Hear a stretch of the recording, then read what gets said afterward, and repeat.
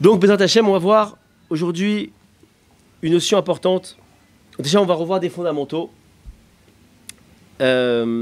sur la vision, si je puis dire, que Hashem a de nous. Et Bezrat Hashem, on verra ensuite comment, dans la vie, quand on chute, comment on garde le sourire. Ça intéresse tout le monde, j'imagine, puisque tous les jours, on a des hauts et des bas.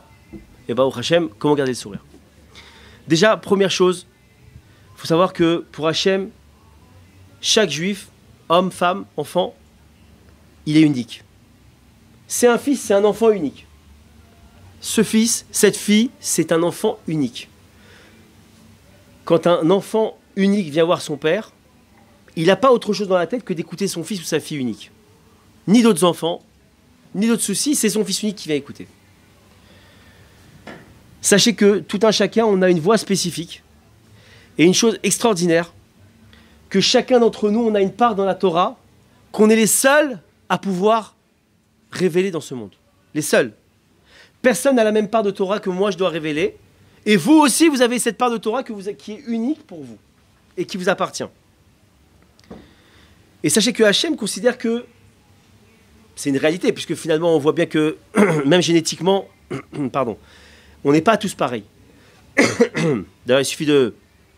Scientifiquement, ils ont prouvé qu'il n'y a pas un être humain sur Terre qui a les mêmes empreintes digitales. Il n'y a pas deux individus sur cette Terre, il y a 7 millions d'habitants maintenant, 7 milliards d'habitants maintenant, ou quelque chose comme ça, qui ont les mêmes empreintes digitales. Et pourtant, donc vous imaginez la diversité qu'on est. Et pour Hachem, personne ne se ressemble. Bien. Autre chose importante à rappeler, c'est pourquoi Hachem il a créé ce monde. Hachem il a créé ce monde pour deux raisons. La première, c'est pour montrer et révéler sa miséricorde. La deuxième, c'est pour révéler sa royauté. On le dit dans les slichot, mais aussi on le dit souvent, Avinu Malkenu, on parle du Meller, du roi. Mais en vérité, la façon la plus puissante, la plus forte pour montrer, pour mettre sur un pédestal la royauté d'Hachem, c'est par la prière. Ça s'explique très simplement par le fait que quand je prie ou je demande quelque chose à quelqu'un, je considère qu'il est capable de me le donner. On est d'accord? Sinon, je ne vais pas voir quelqu'un qui n'est pas capable de me le donner. À partir du moment où je prie Hachem pour quelque chose, pour toutes les choses en vérité, et donc je montre que Hachem, c'est l'être le plus suprême et le seul qui peut m'aider et qui peut me faire descendre la chose. Et donc, de par la prière, sachez qu'on montre au monde entier la royauté d'Hachem. Par opposition, sachez que tout celui qui ne prie pas, il atténue la royauté d'Hachem et il ne joue pas le rôle. Il joue pas le jeu, il ne joue pas son rôle. Bon. Un autre point fondamental, et c'est de là dont on va démarrer le cours, Bezrat Hachem, après avoir cité ces points fondamentaux, c'est que, très très très important, savoir que la vie, avec un grand V, elle est faite de haut et elle est faite de bas. D'accord? La chute, elle annonce, si on peut dire comme ça, l'élévation. Sachez que une chose qui peut donner beaucoup de joie à une personne qui est en train de connaître une situation très difficile de chute, on connaît tout ça, ça peut être minime comme des chutes vertigineuses. L'annonce qu'on peut faire à cette personne qui connaît ça, c'est de dire, sache que, après la nuit, il y a le jour. Après la chute, c'est certain que tu auras une montée. C'est certain que tu vas remonter, tu vas rebondir. C'est un message d'espoir. C'est une promesse qu'Hachem a mis en place. Une règle immuable qu'Hachem a mis en place. Après la chute, l'élévation. Donc déjà, c'est important de savoir ça. On va pas faire un cours dessus, mais en tout cas, sachez-le. Sachez que Hachem, quand il nous a créés, il a mis nos lignes de vie, si je puis dire comme ça, en place. Il nous a mis des hauts et il nous a mis des bas. Hachem a prévu ses hauts et a prévu ses bas. Hachem sait exactement qu'on va monter et qu'on va tomber. Il s'est prévu dans son scénario pour tout un chacun qu'on va monter et qu'on va tomber. Il n'y a personne qui est rectiligne dans sa destinée. L'homme, il est obligé de descendre et il est obligé de monter. Parce que dans la descente, on va récupérer des forces qu'on ne peut pas avoir dans la montée. C'est impossible. Parce que, je ne vais pas rentrer dans des cours de Kabbalah ou quoi que ce soit, mais sachez que dans la descente, il y a des étincelles, des puissances, des choses, des leçons de vie qu'on ne peut avoir que dans la chute. Dieu préserve dans une maladie ou dans... En vérité, on le comprend très simplement. Finalement, comment on apprécie un plat? On apprécie de manger comment? C'est quand juste avant, j'ai jeûné.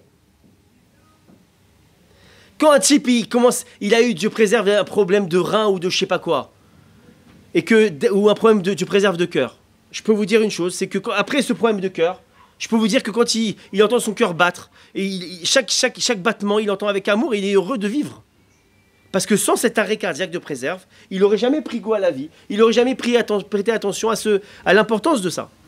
Donc on voit de là que cette chute, elle a une valeur incommensurable dans la vie. Parce que sans ça, sans le moins, je ne peux pas apprécier le plus. Bref, je ferme cette chose-là, mais en tout cas, elle est importante. Donc Hachem, il nous dit comme ça à chacun, et écoutez, c'est important. À chacun, il nous dit, Hachem, sache que je sais que tu vas chuter. Je le sais. Je sais que tu ne vas pas réussir des choses. Je sais que tu vas fauter. Hachem, tu sais que je vais fauter. Il sait qu'on va fauter. Mais attention, Hachem, il nous avertit d'une chose. Jamais, au grand jamais, ne sois triste. Alors, première question que tout le monde doit se poser, mais attends, on est en train de me dire quoi? Que le type qui a fauté, il ne doit pas être triste. Mais au contraire, il doit se rouler par terre, dans la neige, frapper, je sais pas moi, de la cendre sur la tête, jeûner 50 jours, je sais pas. Comment on peut dire qu'il ne doit pas être triste? Il doit être triste, bien sûr qu'il doit être triste. Chas v'shalom. Parce que vous savez, le problème aujourd'hui, c'est qu'on a rattaché le service divin à la tristesse ou à la joie. C'est pas parce qu'on a fauté, c'est pas une règle absolue que le type qui a fauté, obligatoirement, il doit être triste. Où c'est écrit ça? Hachem ne veut pas ça, Béhémet. Hachem déteste la tristesse. Parce que sachez une chose, on en parlera plus tard, mais sachez une chose, c'est que la tristesse, c'est un des plus grands signes d'orgueil qui existent.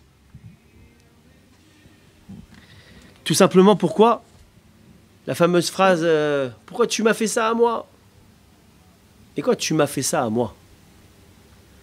Hachem, il a fait ça, comme on l'a expliqué il y a quelques instants, pour notre bien absolu, pour nous montrer, nous faire apprécier les moments. C'est une raison, bien sûr, il y en a des milliards de raisons pourquoi il nous a fait chuter. Mais en tout cas, c'est qu'on a dit précédemment, elle est là. Maintenant, Hachem, il sait autre chose. Évidemment, Hachem, il sait tout, mais autre chose fondamentale qu'on doit dire, c'est que Hachem, il sait qu'on ne devient pas un Moshe Rabbeinu, un Moïse, ou le plus grand tzaddik du monde, avec des cours accélérés en mode e-learning. Il n'y a pas ça. Ça n'existe pas, ça. Les cours accélérés pour devenir, entre guillemets, un tzaddik ou un super serviteur d'Hachem, ça n'existe pas en cours accéléré. Hachem, il sait que ça prend du temps.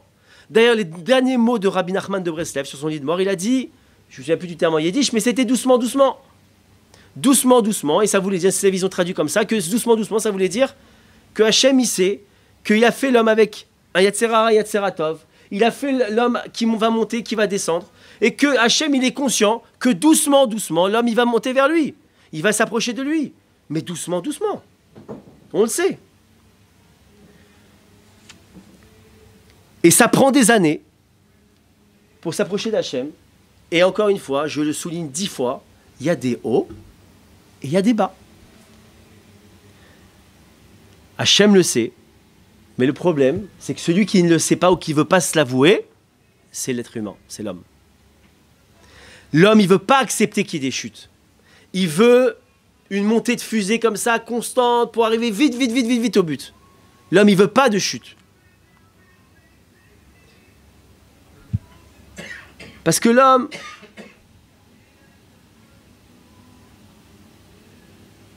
il voulait devenir un ange en claquant des doigts. On ne veut pas d'épreuves. Qu'est-ce qui veut des épreuves ici? Véritablement, allez. On aimerait se lever un matin, on a toutes les meilleurs traits de caractère du monde, on s'entend bien avec notre épouse, nos enfants, l'argent, ce que vous voulez. C'est ça qu'on voudrait en vérité au fond de nous. Parce que l'homme, il est paresseux. Je vous rappelle que l'homme, il émane de la terre, Adam. C'est pour ça qu'on a une espèce de paresse en nous qui nous tire vers la terre. La terre, elle est lourde. Parce que c'est ce qui fait que c'est ce combat, on ne va pas refaire le cours, mais il y a ce combat entre l'âme et le corps, qui l'âme, elle veut servir Hachem, mais le corps, il est lourd, il est mou, il ne se réveille pas, il ne veut pas se lever, il ne veut pas agir, il ne veut pas faire. Donc c'est tout ce combat qui est intérieurement. Et sachez que le fait que l'homme, il veut absolument arriver d'un claquement de doigts au niveau de l'ange, c'est une image, c'est ça qui le rend triste. C'est ça qui le fait déprimer, c'est ça qui lui donne de la culpabilité, c'est ça qui lui donne du désespoir. Pourquoi ? Parce qu'en fait, en lui, il y a deux attitudes contradictoires. Il y a un côté où il pensait qu'il était parfait, puisqu'il pouvait arriver tout de suite au niveau de Moïse. Et il y a un autre où il y a une prise de conscience qui dit « Je suis tombé, je suis un bon à rien ». Imaginez le bug qu'il peut y avoir dans l'esprit d'un type qui, d'un côté, il se rend compte qu'il s'imaginait être le super sadique de service, il pouvait atteindre un niveau très rapide en claquant des doigts, et une réalité qui le poursuit, qui le rattrape, que finalement, il peut tomber, il peut chuter, il peut fauter. Et ça, c'est le combat intérieur de chacun d'entre nous. C'est ça qui nous amène à être triste, c'est ça qui nous amène à déprimer et à culpabiliser dès qu'on tombe dans notre service divin.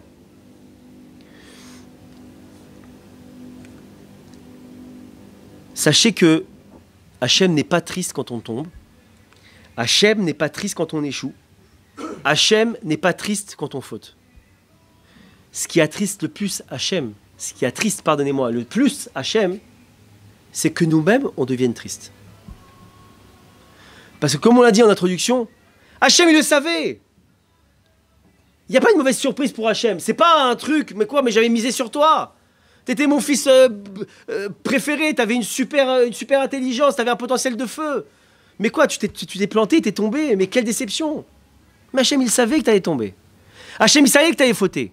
Encore une fois, je souligne ça, que cette notion-là, que Hachem, il savait, et que nous, après la faute, ou après être tombé, on doit prendre conscience qu'on ne doit pas être triste parce que c'était Hachem qui l'a voulu comme ça, c'est que et uniquement que dans le cas où la personne dont on parle, c'était d'une personne qui voulait servir Hachem, qui a mis tout le paquet entier pour servir Hachem, mais qui est malgré tout tombé. Là, on peut dire que Hachem, il voulait comme ça, et qu'on est tombé, et que même si on a fauté malgré tout, c'était pas de notre faute, pour le coup de dire.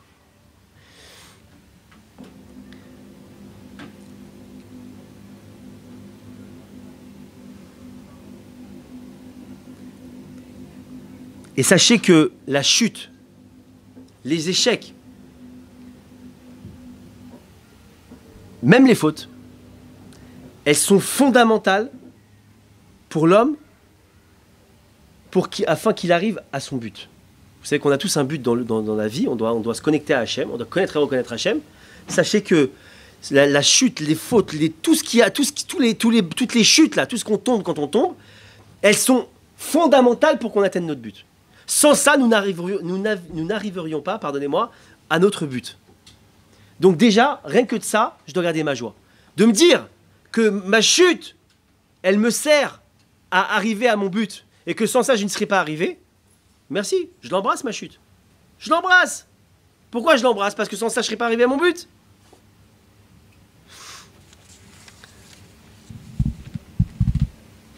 Rabbi Nachman de Breslev, à Kadosh, il nous dit comme ça, un jour il a eu un discours devant ses élèves, et il a dit, tel que vous me voyez, je suis un sadique.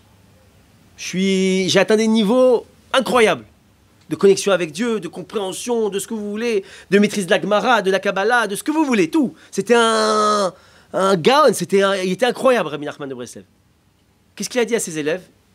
Et tel que vous me voyez là comme ça, si demain je fais la plus grande faute du monde, la faute la plus élevée au monde, ma joie, elle ne bougera pas d'un yud, elle ne bougera pas d'un niveau.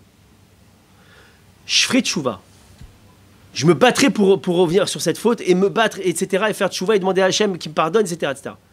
Mais ma joie, on n'y touche pas. Notre tchouva, elle doit être dissociée de la joie. La joie, si vous voulez, si je peux me permettre, la joie, elle doit être dans un espèce de caisson hermétique que rien ne peut atteindre. Rien. Rien. Et Bémet, je vais vous dire mieux. La joie, c'est la vie. Celui qui défend sa joie, il défend sa vie. Celui qui lâche cette bataille de tous les jours, Bémet, de tous les instants, pas tous les jours, tous les instants, sur la joie, il se met, je ne plaisante pas du tout, en danger de mort. En danger de mort. Je rappelle que le Yetzer Hara, son but, c'est de mettre fin à nos jours. C'est pas une blague. Comme j'ai dit à certains, c'est un Terminator. Parce qu'il est là, il est payé, c'est son boulot, il a que ça dans la tête, il doit nous balayer de la carte, nous rayer de la carte. Et il sait très bien une chose, c'est que le meilleur moyen et le plus rapide moyen d'y arriver, c'est de nous faire tomber dans la tristesse. C'est le meilleur moyen pour y arriver, et il le sait très bien.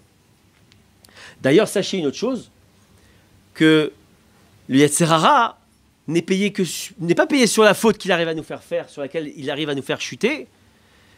Il n'est payé uniquement, ce qui l'intéresse, c'est sur la tristesse. Todarabah. Il n'est payé que sur la tristesse. Pourquoi il est payé sur la tristesse? Pourquoi le Yetzer Hara, ça intéresse tellement cette tristesse-là? Pourquoi c'est son but il danse et il chante quand il voit quelqu'un qui tombe dans la tristesse? Pourquoi? Parce que celui qui tombe dans la tristesse, il perd deux choses. Déjà, il perd la joie. Et la deuxième, vous savez ce qu'il perd? Il perd la possibilité de faire tchouva, besimcha, et donc de transformer la faute en mérite. Et là, le Yetzer Hara, il perd tout. Il perd la faute, il perd le type, il perd tout. Parce que même la faute qu'il avait dans les mains, il a perdu. Donc son but, c'est de conserver absolument dans cette spirale, dans cet enfer de la tristesse.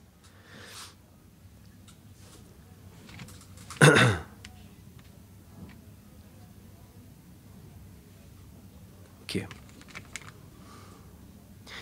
Comment on arrive à la joie? Rabbi Nachman nous dit une chose incroyable, mais qu'on connaît tous.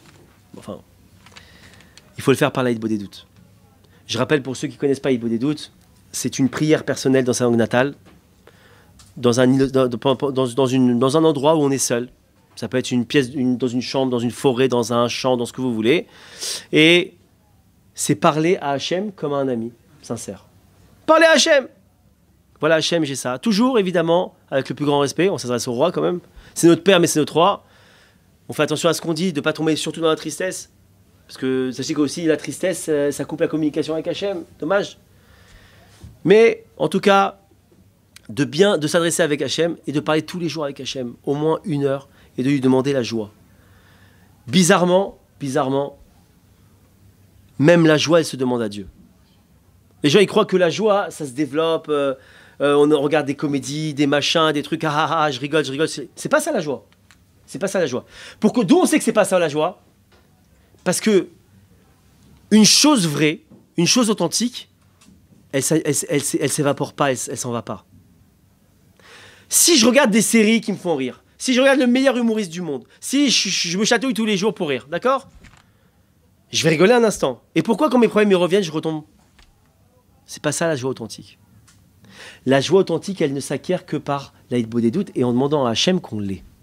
C'est ça la joie authentique. La joie rectiligne, la joie qui ne bougera pas, la joie indémodable. Maintenant, une notion que j'aimerais rappeler, on dit que nous sommes des Ben Meler, des fils de roi. Des fils de roi. Une notion importante à savoir, c'est que quel est celui qui est apte à gouverner? Comment on définit une personne qui est apte à gouverner? C'est celui, écoutez bien, et vous allez voir que ça nous touche tous. C'est celui qui est capable, lorsqu'il perd son trône, de garder sa joie. Si vous voulez voir s'il y a un vrai souverain dans notre temps, vous pouvez lui poser la question, venez, on vous met en situation là. Si demain, aujourd'hui vous êtes roi, demain on vous prend votre royauté, on la met à quelqu'un d'autre. Vous êtes triste ou vous êtes joyeux? Vous avez compris aussi maintenant que quand je parle de celui qui est apte à gouverner, vous avez compris qu'on est tous concernés par cette aptitude à gouverner ou pas. On va développer dans quelques instants, mais je voudrais encore une fois faire un focus, pardonnez-moi, sur les tzadikim. Baba Salé, Rabbi Nachman de Breslev, le Gaon de Vilna, le Rabbi Douved, ce que vous voulez. Bizarrement, quand on lit les biographies des tzadikim, on se rend compte que quoi? Il parle avec Dieu, il parle avec les anges, il déplace les objets, je sais pas, moi, il faut revivre les morts. Mais c'est quoi, c'est Superman? C'est quoi, c'est Superman? Moi, je lis leur histoire, je me dis, mais c'est impossible d'arriver à leur niveau. C'est des surhommes, quoi. Il y a le basique des hommes, et puis il y a les tzadikim, ils sont là-haut, connectés avec Dieu. Bon, peut-être qu'un jour, si on met la photo, peut-être qu'on y arrivera. Bon. En vérité, c'est une fausse légende. Les tzadikim ne sont arrivés, sont devenus tzadiks que parce que ils ont chuté et ils se sont relevés, et à aucun moment de leur vie, ils ont perdu leur joie. Si vous voulez devenir un tzaddik ou une tzadékette, c'est le secret aujourd'hui. Vous voulez vous connecter à Dieu de la manière la plus puissante, la plus forte, la plus rapide, protégez votre joie coûte que coûte. C'est comme ça qu'on monte. C'est comme ça qu'on se connecte, et c'est comme ça qu'on perd jamais, que la royauté, qu'on mérite de gouverner. Pourquoi un homme, il est apte à recevoir la royauté à condition d'être joyeux? C'est quoi cette condition-là? Tu me dis, ouais, bon, ok, tu peux devenir roi, mais attends, dis-moi, si je fais un son de ton cœur, là, si je vois qu'il y a la tristesse, je te fais une simulation, demain, tu perds ta royauté. Comment tu te sens? Triste? Non, c'est pas toi. Pourquoi ça? Pourquoi on a rattaché ces deux éléments-là? La joie et la notion de gouvernement, de gouverner. Pourquoi? Parce que cet individu-là, il y a deux choses qui révèlent. Enfin, en tout cas, une chose importante. Il vit dans la réalité que Hachem, il l'a élevé au rang de roi, et Hachem, il peut le baisser au rang où il était. Mais que le fait d'être roi n'est pas entre ses mains. Sa gouvernance, elle n'est pas entre ses mains. Maintenant, à notre échelle humaine, peut-être que ça ne parlait pas à ce que je dis, alors le fait que j'avais et que je n'ai plus, ça doit rien me faire. Je peux pas être triste. Pourquoi?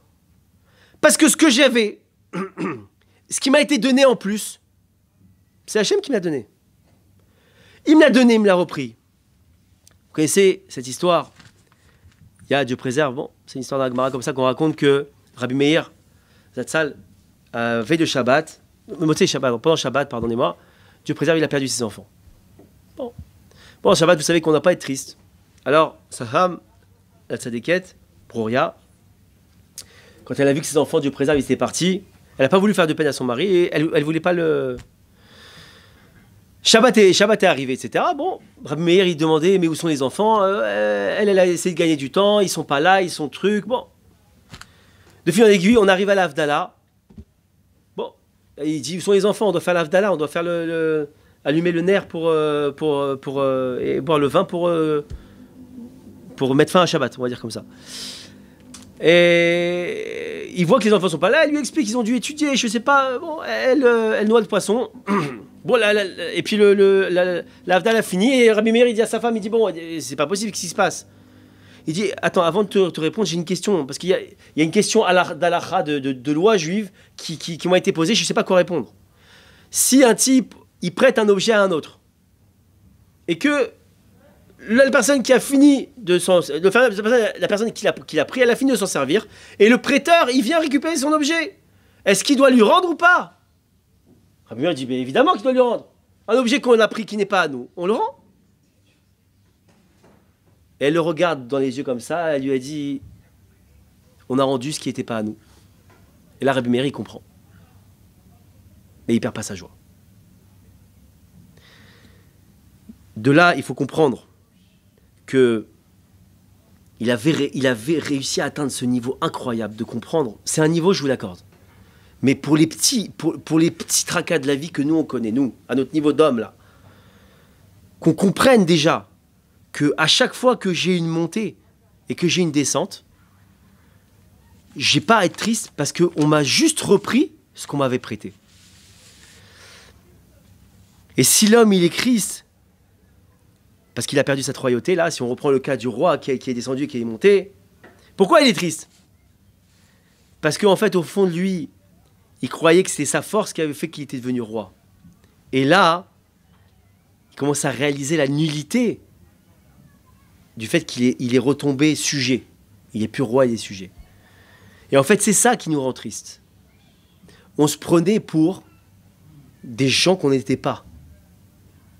Parce qu'en fait, en vérité, si on a une réalité de ce qu'on est nous-mêmes, si on prend conscience de nous, nos forces, nos faiblesses, qui on est vraiment, le niveau qu'on a spirituellement, et qu'on n'essaye pas de se dire, de se faire croire à nous-mêmes qu'on avait ce niveau de fou, et puis finalement on est tombé, on a fauté, pourquoi j'étais... Mais t'étais pas un tzaddik. On n'était pas des tzaddikim. On était des gens simples. Hachem nous a fait monter, et à un moment donné il nous a fait chuter. Bon, j'ai repris ma place. Il y a de quoi être triste. J'ai repris ma place.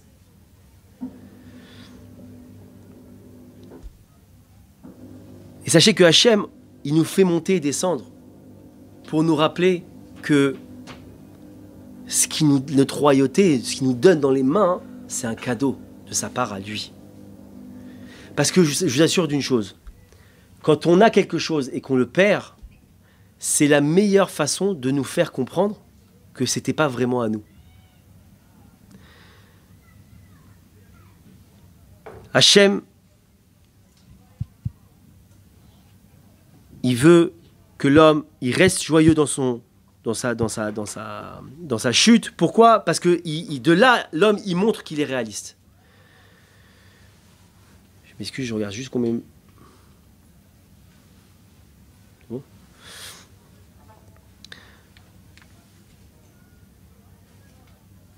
Et je vais vous dire une autre chose.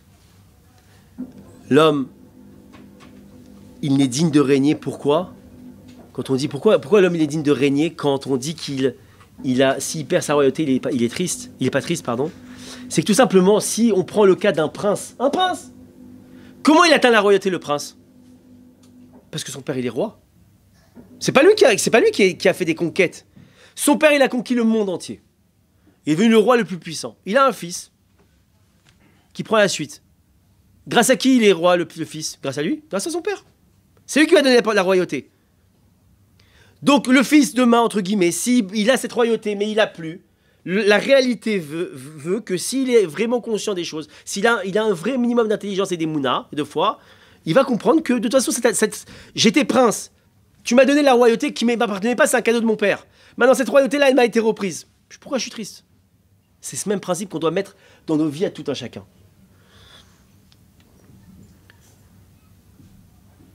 Et cette notion-là de revenir à sa place initiale.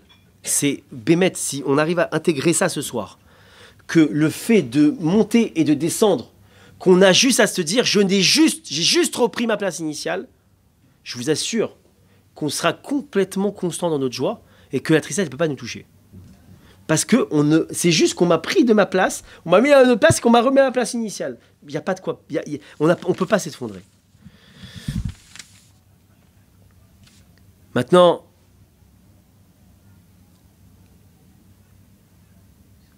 pourquoi Hachem il nous laisse chuter? Pourquoi il nous fait tomber? Parce qu'en vérité, c'est la meilleure façon pour Hachem de nous faire prendre conscience dans quelle illusion je me trouvais. Imaginez le roi comme ça, le prince il devient roi, il devient mégalo, et des palais, et des dépenses et des machins, et d'un coup, hop, il chute. Hachem, grâce à cette chute, il lui a fait un cadeau. Comprends que tu es en train de t'illusionner que c'était toi qui étais à la source de tout. En faisant chuter l'homme, et encore une fois, je vous invite à tout ce que je dis, de l'intégrer dans vos histoires de vie, parce que, évidemment, on ne parle pas que du roi. Chacun on est Ben Meller, chacun on est fils de roi, et chacun on a une royauté à un moment donné, on l'a plus à un moment donné. C'est ça notre vie. Notre vie, elle est que de ça. Royauté, plus royauté, plus royauté. Quoi? Combien de fois roi, pas roi, roi, pas... C'est notre vie, elle est comme ça. Hachem, il nous donne la royauté, il nous la retire, il nous la donne, il nous la retire. Et pour finir, Bézat Hachem, sachez que de là où on apprend la plus belle royauté qui existe au monde, Bémet au monde, c'est de l'époque de David. David Améler. En 2 mots, il y a une histoire avec le roi David, il y en a eu tellement, mais en tout cas une, avec son fils Avshalom. Il a fait un coup d'état à Avshalom. Il a voulu prendre la royauté, prendre de force la royauté à son père. Qu'est-ce qu'il a fait David Améler? Quelle puissance! On dit que quand il a appris que Avshalom, son propre fils, venait avec 400 hommes sanguinaires, 400 hommes pour lui faire la peau. Il a appris ça, on vient de lui annoncer ça, il se lève de son trône, il prend sa couronne, il la pose sur le trône et il part à pied. À pied. Mais t'as 400 hommes sanguinaires, ton fils qui a fait des pires saletés, qui vient pour te faire la peau, tu pars à pied? Parce que David, il a pris conscience d'une chose. Hachem, j'étais David berger, tu m'as fait David roi, tu me remets David berger. Merci Hachem. De toute façon, j'étais David berger à la base. Tu m'as mis David roi, merci pour le cadeau, c'est sympa. Mais au fond de moi, je savais que j'étais David berger. Je serais toujours resté David berger d'ailleurs. Mais quand je suis redescendu, j'ai juste repris ma place de berger.